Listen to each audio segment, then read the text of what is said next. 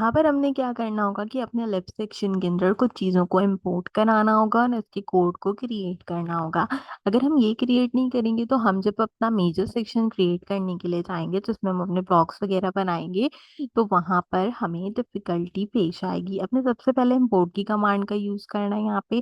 Then आप brackets का use करोगे। आपके लिए मैं इसको थोड़ा सा जो है वो एनहांस कर देती हूँ ताकि आपको कोड अच्छी तरीके से नजर आए। और एक चीज और भी बताना चाहती हूँ कि लेफ्ट के फोल्डर के अंदर हमारे पास यहाँ पर अपना यूटिल्स का सेक्शन है, तो इसके अंदर हम जो है वो कोड को क्रिएट करें। इसके अंदर सबसे पहले हम CLX को क्रिएट आउट करेंगे।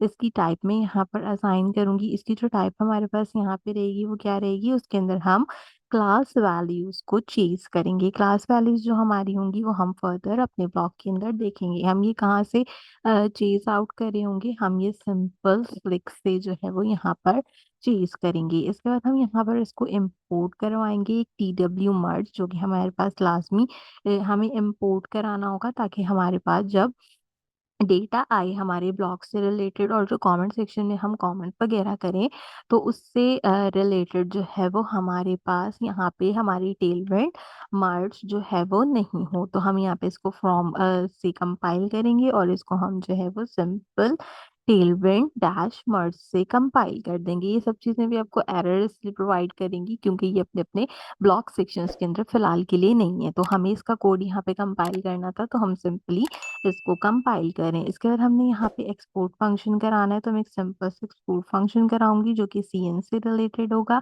इसके अंदर हम 3 डॉट यूज करेंगे जो कि आपको पता है कि रेस्ट पैरामीटर के लिए यूज किए जाते हैं। इसके बाद हम इसमें इनपुट्स डिफाइन करेंगे।